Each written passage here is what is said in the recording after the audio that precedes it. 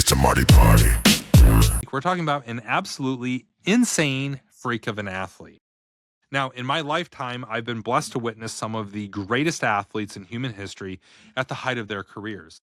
I saw Michael Jordan win multiple playoff games with buzzer-beating jump shots.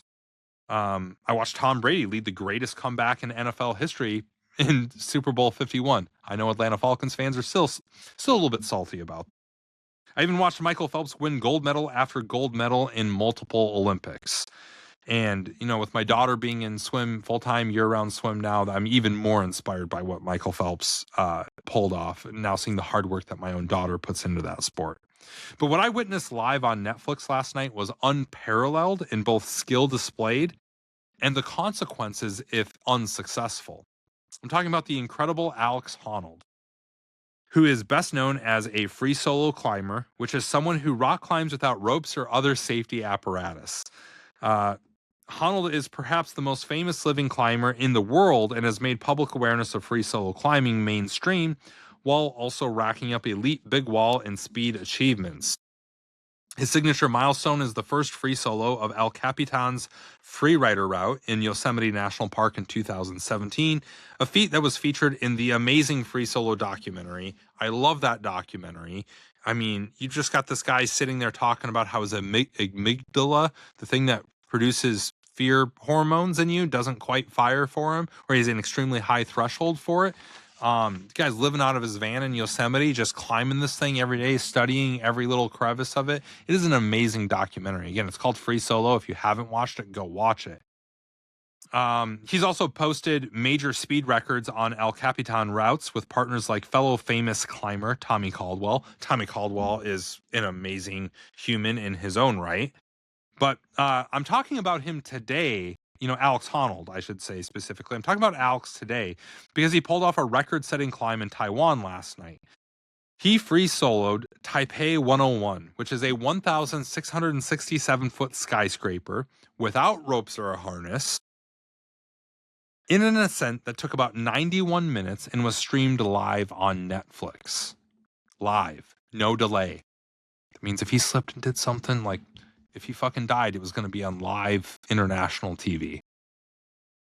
Now, I want to put this climb into context. The Taipei 101 skyscraper was the tallest building in the world from 2004 to 2010, but it's now actually the 11th tallest building in the world as of 2023. It's a breathtakingly massive steel and glass building.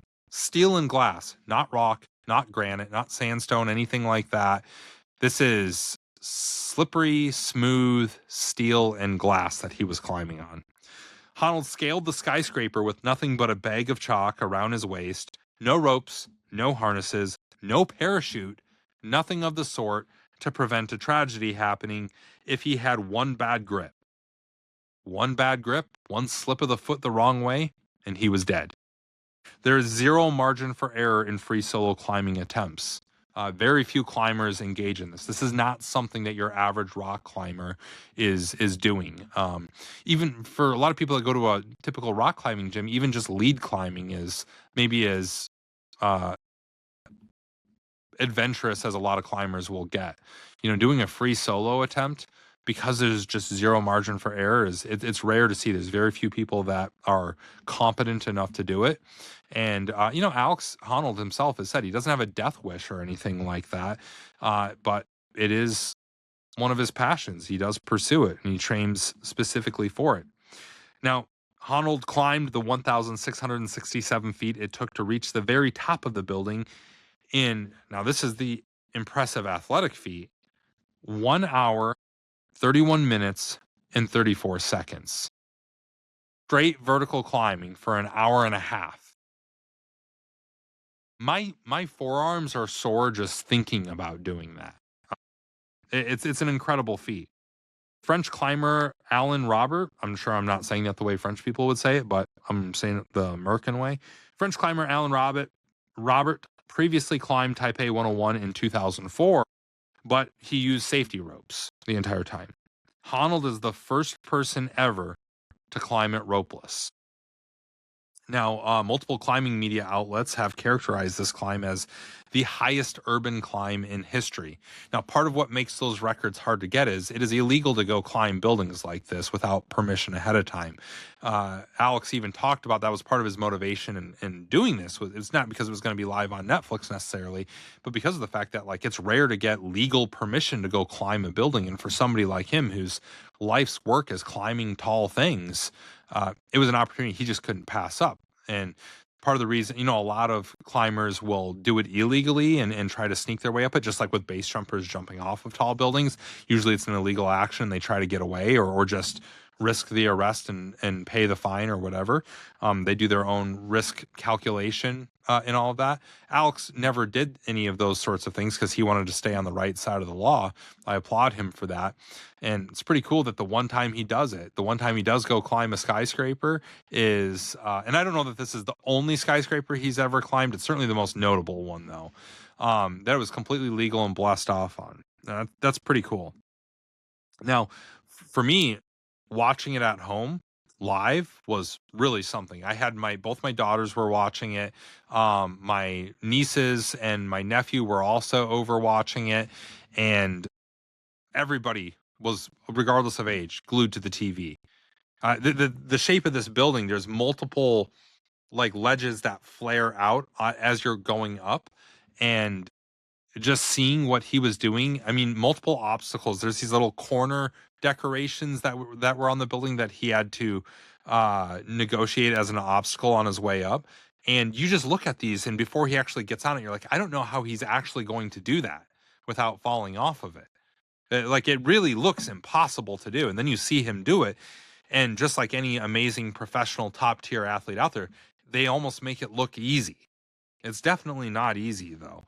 And to watch that with my kids, to have them share in that experience and see a world record happening, see greatness happening right before them. Again, my kids are too young to really remember seeing Tom Brady play at the peak of his greatness, or see Michael. They definitely were too young to see Michael Jordan play. All my oldest daughter who's in swim can do is watch old Michael Phelps clips of him in the Olympics, but that's nothing like watching it live on TV from your living room and cheering Team USA on and seeing that guy take gold and slap the water and cheer, and just like, it's something else to see these things live.